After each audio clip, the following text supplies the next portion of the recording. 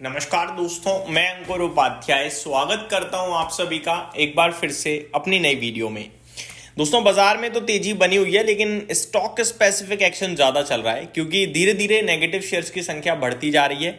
लेकिन इंडेक्स में जरा कमी नहीं आ रही है तेजी की, क्योंकि Nifty at day high, mid cap index at day high, लेकिन स्मॉल कैप इंडेक्स थोड़ा सा ऊपर से नीचे आया है।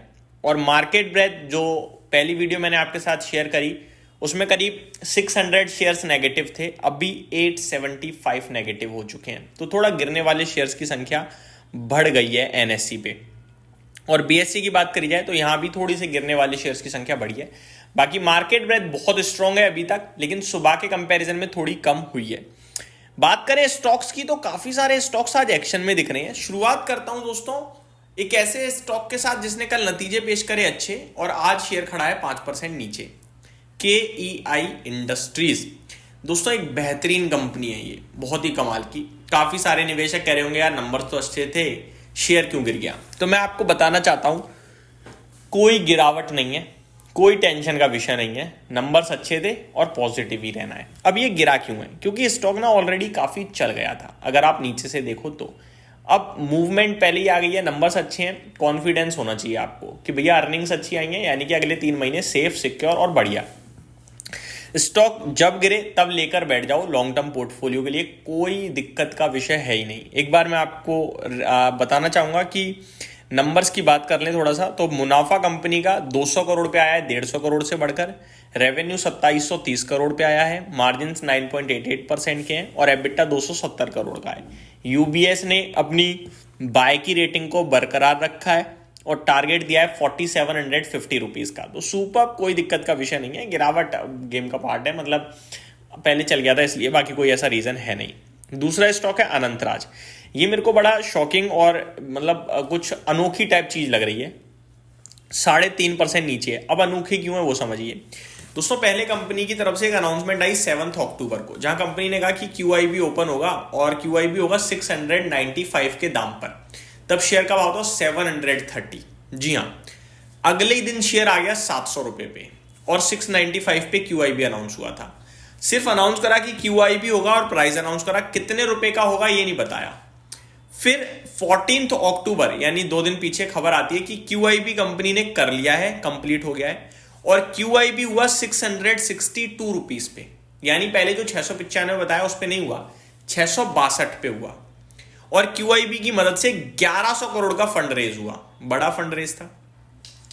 अब अगर आप देखो तब शेयर था 690, 680, 662 पे हुआ QIB। आज शेयर खड़ा है 639, यानी QIB प्राइस के भी नीचे। वो क्वालिफाइड इंस्टीट्यूशनल बायर्स जिन्होंने 662 रुपए पे खरीदा है और 1100 करोड़ रुपए कंपनी ने जुटाए हैं, उस प्राइस से भी नीचे ट्रेड कर रहा है। और ज्यादातर केसेस में मैंने देखा है कि QIB के शेयर ऊपर ही रहता है। तो मेरा मानना ये है कि ये जो डिप आ रही है, गिरावट आ रही है, इसमें थोड़ा इंतजार करें। हालांकि टेक्निकल टर्म्स पे थोड़ा वीक हुआ है स्टॉक, पूरी तरीके से ऊपर से यू पैटर्न बना दिया है स्टॉक ने, राउंडिंग टॉप टाइप फॉर्म हुआ है। इसके कहीं ना कहीं जो सपोर्ट लेवल निकल के आ रहे हैं वो काफी दूर के आ रहे हैं, अराउंड 580 समथिंग के आ रहे हैं। तो काफी दूर तो नहीं है, देखा जाए 580, 639 से 60 रुपए 10% के समथिंग तो है ही नीचे।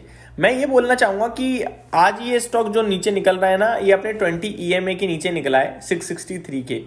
तो अगर 663 के नीचे रहता है तो आप वेट कीजिए, 580 रुपए तक अगर ये आता है तो फिर इसमें इन्वेस्टमेंट के मौके तलाशिएगा 6 महीने 1 साल के व्यू के हिसाब से। ये मेरी तरफ से व्यू है, नेगेटिव अभी व्यू नहीं बन रहा है। अगला स्टॉक है दोस्तों टाटा इन्वेस्टमेंट। ये परसों स्प्लिट हुआ, भागा स्प्लिट वाले दिन, एक्स डेट वाले दिन 10% भागा था आई थिंक। स्प्लिट के अगले दिन यानी कल स्टॉक टूटा करीब 10%, 9%। आज फिर 2.5% नीचे है, अभी 917 रुपए पे ट्रेड कर रहा है। अगर मैं इसे प्री स्प्लिट लेके जाऊं तो ये हो गया 9170 रुपीज का, अभी करंटली 917 है। ऊपर में हाई कितना लगाया 1184 का। अभी तक इन्वेस्टर्स के पास इसके स्प्लिट हुए शेयर्स आए नहीं है। तो ये मान लो ये 850, 800 के आसपास की वैल्यू डिजर्व करता है स्टॉक। अभी 145 के पीई पे ट्रेड कर रहा है, तो मेरे को लगता है महंगा है। लेकिन अच्छी बात यह कि टाटा ग्रुप की कंपनियां भी अच्छा करने लगी हैं, जैसे टाइटन अच्छा कर रही है, जैसे अभी टाटा मोटर्स का डीमर्जर हुआ है तो शायद यहाँ से भी पॉजिटिविटी आई। टाटा स्टील अच्छा कर रहा है, टाटा पावर में ऊपर की तरफ मोमेंटम आ रहा है, टाटा कॉम अच्छा कर रहा है, टीसीएस अभी तक नहीं चला है, वो एक अलग केस है। तो टाटा कैपिटल का आईपीओ भी अभी धीरे धीरे ऊपर आ रहा है, तो इसकी वजह से मुझे लगता है ये 880 या 850 के अराउंड अच्छा हो जाएगा भाव। तो अभी तो नहीं लेंगे, बट हाँ अब यहाँ से बेचना भी सही नहीं है, बट नीचे आएगा तो फिर ज़्यादा अच्छा भाव मिलेगा खरीदारी के लिए। बाकी लॉन्ग टर्म के लिए तो सुपर स्टॉक है। अगला स्टॉक है दोस्तों BLS इंटरनेशनल। 3-4 दिन हो गए जब मैं लगातार इसको कवर कर रहा हूँ किसी न किसी वीडियो में। अभी खबर आई थी तब ये गिरा स्टॉक, जहां सरकार MEA की तरफ से खबर आई कि भैया इनके टेंडर में बैठने की भी अनुमति नहीं है अगले 2 साल तक, और MEA की तरफ से कंपनी के पास 12% का काम आता है इनके रेवेन्यू के हिसाब से देखा जाए तो वो एक नेगेटिव था, स्टॉक क्रैश भी हुआ। लेकिन स्टॉक उस खबर से पहले भी गिर रहा था और मैं नेगेटिव हूं, मैंने आपको अवॉइड के लिए बोला हुआ है इस स्टॉक में, मेरा स्टिल व्यू सेम है दोस्तों। इसने ना एक सपोर्ट फॉर्म किया था 350-340 के आसपास, और उस सपोर्ट को ये ब्रेक नहीं कर रहा था। करीब मैं आपको बताना चाहूंगा 300 समथिंग के लो लगाए थे इसने, 308 रुपए के लो लगाए थे मार्च में, और उसके बाद से कभी इसने वो लेवल दिखाया नहीं। 330-340 आता और वापस घूम जाता था, बट एक बार फिर इसने ब्रेक करा 340 का लेवल और 300 रुपए के आसपास। इनफैक्ट अभी 280 के समथिंग के लो लगाए हैं।